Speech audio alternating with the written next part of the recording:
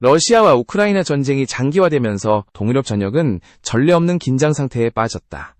특히 나토의 최전선에 위치한 폴란드는 언제든지 전쟁의 불길이 자국 영토로 번질 수 있다는 위기감 속에서 방어 체계를 강화해왔다.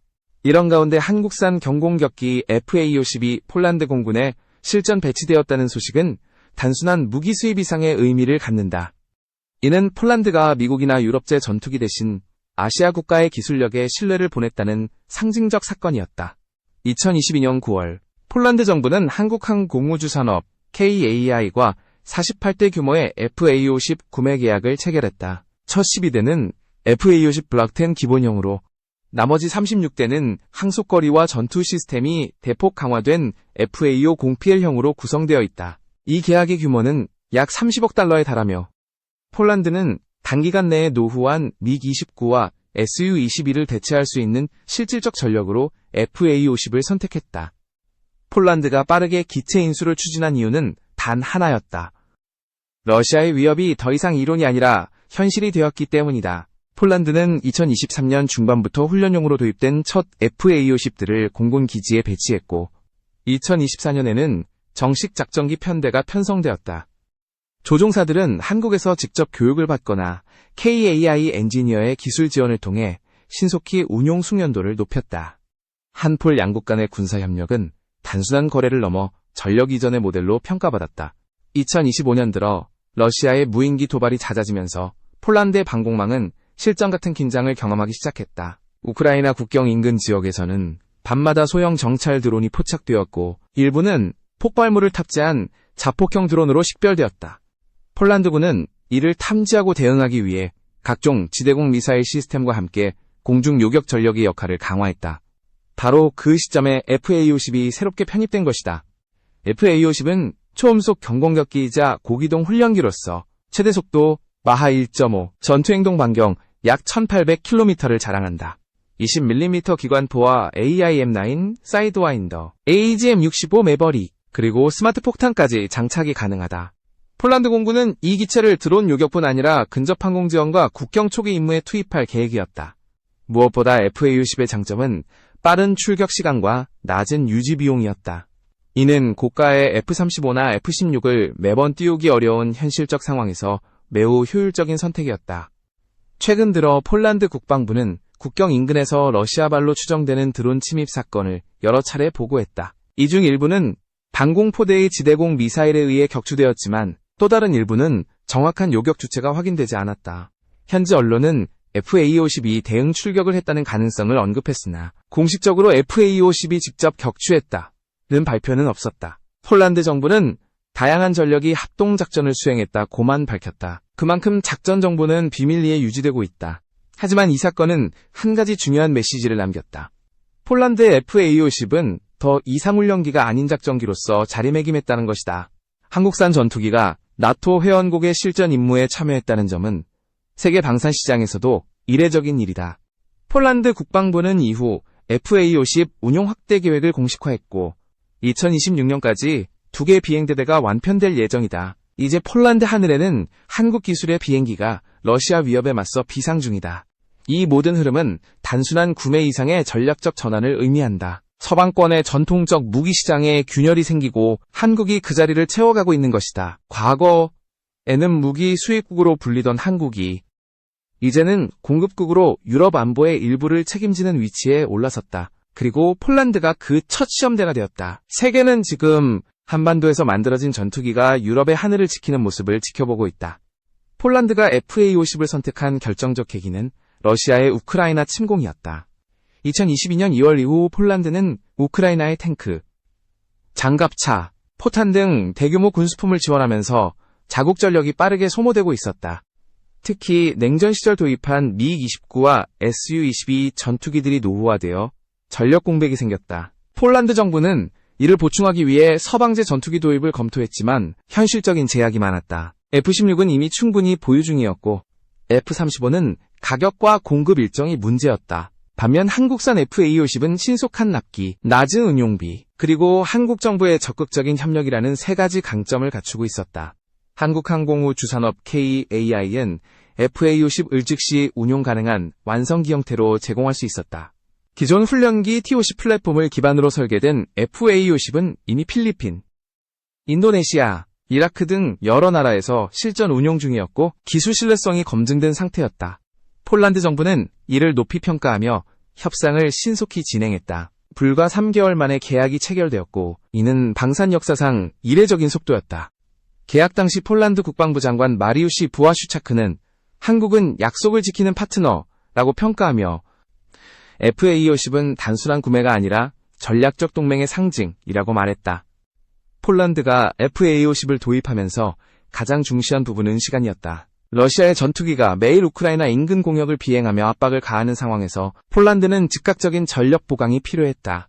한국은 2023년 여름 첫 12대를 인도하며 세계 최단기간 납품이라는 기록을 세웠다. 항공기 인도 시계는 폴란드 대통령 안제이 두다와 한국 국방 관계자들이 함께 참석했다. 그 자리에서 두다는 폴란드 하늘을 지킬 새로운 시대가 열렸다고 선언했다. 초기 도입된 FA-50 블록 10 기체들은 한국에서 조립 후 폴란드로 공수되었으며 이후 폴란드 현지 공군기지에서 시험 비행과 조종사 훈련이 동시에 진행되었다.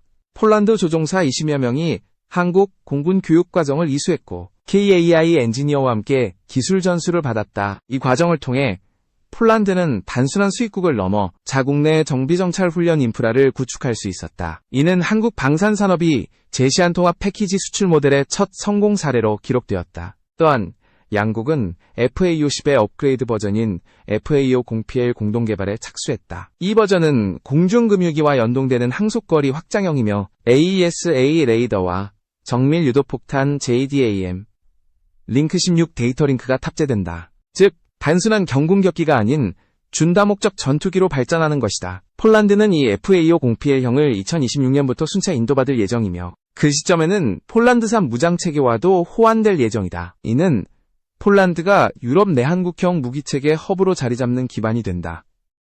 한국 정부 역시 FA-50 수출을 단순한 거래로 보지 않았다. 윤석열 대통령은 2023년 국방산업 수출전략회의에서 FA-50은 한국 방산의 신뢰를 대표하는 상징이며 폴란드와의 협력은 유럽 진출의 교두보라고 언급했다. 실제로 FA-50 계약 이후 폴란드는 K2 전차, K9 자주포, 천무 다연장 로켓 등 한국산 무기를 잇따라 도입했다. 2024년 기준 폴란드는 한국산 무기 도입액만 170억 달러를 넘어섰다. 이 규모는 한미방산 거래를 제외하면 한국 방산 역사상 최대 규모였다. 폴란드 현지 여론 또한 긍정적이었다. 주요 언론들은 한국은 약속을 지키는 나라, FA-50은 폴란드 공군을 완전히 바꾸는 게임 체인저라고 평가했다. 반면 일부 유럽 내 경쟁 업체들은 FA-50은 서방 표준보다 단순한 경공격기라며 견제하기도 했다. 그러나 폴란드의 입장은 확고했다. 우리에게 필요한 것은 종이 위의 스펙이 아니라 당장 날 수 있는 전투기다. 그 말처럼 FA-50은 계약 1년 만에 폴란드 하늘을 날았다. 이처럼 FA-50 도입은 단순한 전력 보강을 넘어 한국형 방산 모델이 유럽 안보 지형 속에 침투하는 상징적 사건이었다. 빠른 납기, 실전, 운용, 기술 이전, 이 세 가지 키워드가 폴란드와 한국을 묶었고 그 결과 지금의 동맹이 탄생했다. 폴란드가 FA-50을 통해 보여준 것은 단순한 구매가 아니라 전략적 선택이었다. 그것은 러시아가 두려워하는 속도전이었다. 2025년 9월 폴란드 동부 하늘은 다시 전운으로 뒤덮였다. 9월 9일과 10일 사이 우크라이나 국경 인근 누블린주 류블린과 포들레스키 상공에서 다수의 미확인 드론이 포착되었다. 폴란드 국방부는 즉각적인 경계태세를 발령했고 공군과 방공부대가 긴급 대응에 들어갔다. 당시 목격자들은 새벽 3시경 하늘에서 연속적인 폭음이 들렸다고 증언했다. 이는 이후 폴란드군이 드론 요격을 위해 발사한 대공포 또는 요격 미사일의 폭발음으로 추정된다. 다음 날 폴란드 국방부는 성명을 통해 러시아발로 추정되는 무인기가 폴란드 영공을 침입했다며 일부는 방공체계에 의해 격추되었고 나머지는 국경 밖으로 이탈했다고 발표했다. 다만 구체적인 격추 방식이나 사용된 무기체계는 공개하지 않았다. 현지 언론은 다양한 가능성을 제기했다. 지대공 미사일 파트리어트, 레이저 기반 방어체계 또는 FA-50 전투기 출격 가능성까지 언급됐다.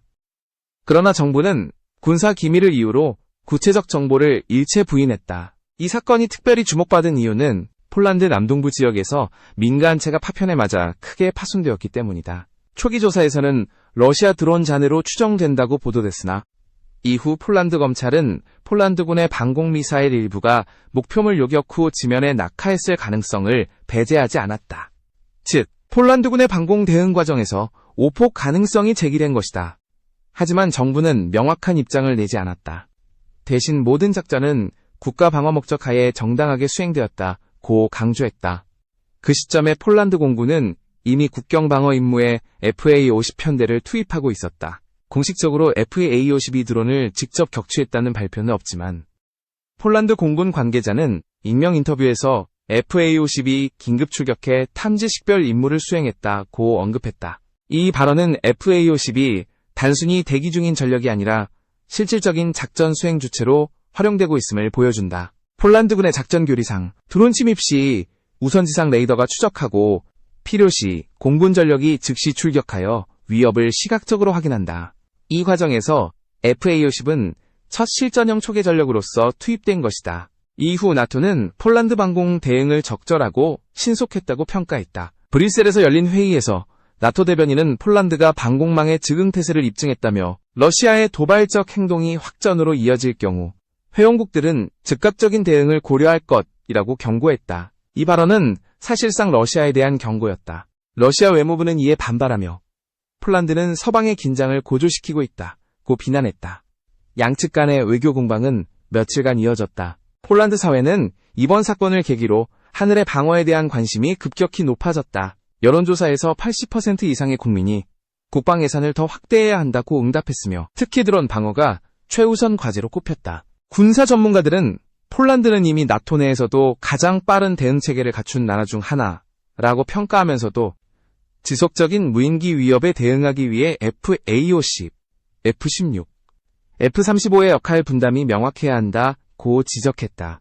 드론 침입 사건은 단순한 영공 위반이 아니라 폴란드 방공 전략의 전환점을 상징하는 사건이 되었다. 즉각 대응 가능한 경공격기와 신속한 지휘 체계가 결합될 때 국경의 방어선은 한층 견고해진다. 그리고 그 중심에 한국산 FA-50이 서 있었다. 이 기체는 아직 직접적인 교전을 경험하지 않았지만 이미 폴란드 공군의 전력 구조 속에서 실질적인 작전의 일부로 자리 잡았다. 폴란드가 앞으로 러시아의 도발에 대응할 때 FA-50이 어떤 역할을 맡게 될지는 이제 시간의 문제였다. 폴란드 국방부는 사건 직후 드론 탐지 체계를 보강하고 추가적인 공군 훈련 일정을 발표했다. 특히 FA-50 조종사들을 위한 야간 탐색 요격 훈련이 확대되었다. 이는 폴란드가 단순히 방어적 태세에 머무르지 않고 능동적 방공을 추구하고 있음을 의미한다. 폴란드의 공군기지에는 지금도 새벽마다 FA-50 엔진음이 울린다. 그것은 러시아의 위협에 대한 침묵의 경고음이었다. FA-50의 성능과 드론 요격 가능성, 그리고 한계에 대한 현실적 분석은 냉정하고 구체적이어야 한다. 먼저 FA-50의 기본 전투장비와 센서부터 짚어보자. FA-50은 20mm급 기관포를 내부 장착하거나 외부건 포드 형태로 운용할 수 있으며 날개 끝과 하드포인트에는 AIM-9급 단거리 공대공 미사일과 HM-65급 공대지 미사일 등 다양한 무장을 탑재할 수 있다. 또한 표적 식별과 정밀 타격을 위해 스나이퍼 LIT-NING 같은 표적 지시 파드와 전자전 기만용 ECM 파드를 장착할 수 있는 옵션이 존재한다. 이러한 장비 조합은 FA-50을 근접 공중전과 근접 항공 지원 CAES에 활용할 수 있게 한다. 레이더 센서 측면에서는 FA-50PL 등 업그레이드형의 AESA급 레이더 도입 계획이 있으며 이는 소형 표적의 탐지 추적 능력을 향상시킬 수 있다. 다만 기존 FA-50 계열의 레이더와 센서 체계는 대형 전투기나 전문대공기, 예 F-35, F-16보다 탐지 거리와 신호 처리 능력에서 제한이 있다. 따라서 소형 저고도 저열 신호, 예 소형 정찰 자폭 드론의 탐지에는 레이더 단독으로 한계가 있을 수밖에 없다. 이는 FA-50이 드론을 찾고 추적하는 과정에서 지상 레이더, 광학 적외선 관측망과의 연동이 필수임을 뜻한다. 무기를 이용한 요격 실효성도 상황에 따라 크게 달라진다. 20mm 기관포는 근거리에서 유효하지만 요격 정확도를 확보하려면 접근이 필요하고 대량의 탄약 소모 공중기동이 요구된다. 단거리 공대공 미사일, AIM-9 등은 소형 드론에 대해 발사 후 명중률이 낮을 수 있으며 비용 대비 효율성 측면에서 비경제적일 수 있다. 반대로 미사일 요격은 거리 속도에 여유가 있는 표적에 효과적이나 저속 저고도의 작은 목표물에 대해서는 탐지 추적 비행 교란 문제로 한계가 드러난다. 즉, 전통적 공대공 무기만으로 드론 위협을 완전히 제거하기는 어렵다. 따라서 실전에서는 다층 방어 체계가 핵심이다. 지상 기반 레이더와 단거리 대공포, 네트워크화된 지휘 통제, 전자전 ESM, ECM과 광학 적외선 센서의 융합, 그리고 필요시 FA-50과 같은 전투기의 시각 식별 응사 출격이 결합되어야 한다. 특히 전자전 및 교란 수단은 드론의 통신 유도 체계를 교란시켜 자폭형 드론의 위협을 무력화하는 데 상대적으로 경제적이고 효과적인 수단으로 평가된다. 최근 유럽, 미국, 이스라엘 등은 고출력 전자전 장비와 마이크로파 레이저 기반의 직접적 무력화 솔루션을 개발 실전 배치 중이다. 이러한 비대칭 대응 기술은 소형 다중 드론 위협에 대해 전통적 미사일보다 더 실용적일 수 있다. 결론적으로 FA-50은 드론 위협에 부분적으로 기여할 수 있는 플랫폼이다. FA-50은 신속한 출격과 시각적 확증, 비주얼 ID, 표적 지시, 정밀 타격 능력 등에서 가치를 제공하지만 소형 저비행 표적에 대한 탐지 한계와 비용 효율 문제, 그리고 교란 전자전 능력의 절대적 부족은 분명한 한계로 남는다. 따라서 폴란드가 FA-50을 드론 방어에 효과적으로 활용하려면 FA-50의 센서, 데이터 링크 업그레이드, 지상 탐지망과의 통합 운영, 전자전 레이저 HPM, 고출력 마이크로파 등 비전통적 요격 수단의 보강이 병행되어야 한다. 이 점이 바로 폴란드 방공 전략에서 FA-50의 핵심 전력이 아닌 중요, 보안 전력으로 규정하게 하는 이유다. 이번 사건은 단순한 군사적 충돌을 넘어선 전략적 파장을 야기한다. 첫째, 나토 내부에서의 신뢰와 역할 분담 문제가 다시 부상했다. 폴란드가 한국산 FA-50을 전력화함으로써 전통적 무기 공급망이 다변화되었고, 이는 동맹 내에서 긴급한 전력 보강이 필요할 때 더 많은 옵션을 제공한다. 동시에 다수의 전력이 서로 연동되어 작전을 수행해야 하는 나토의 작전 교리는 더욱 복잡해졌다. 통합된 지휘 통제, 데이터 링크 호환성, 탄약 부품의 상호 운용성 등 기술적 절차적 표준을 맞추는 일이 더 중요해졌다. 둘째, 폴란드 국내 정치와 여론에 미친 영향이다.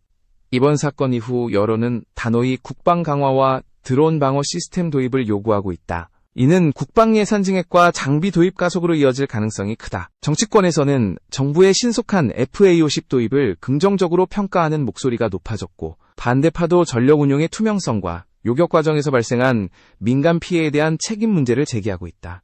향후 조사 결과에 따라 정부의 정치적 부담은 달라질 수 있다. 셋째, 한폴 관계와 한국 방산의 국제적 위상 변화다.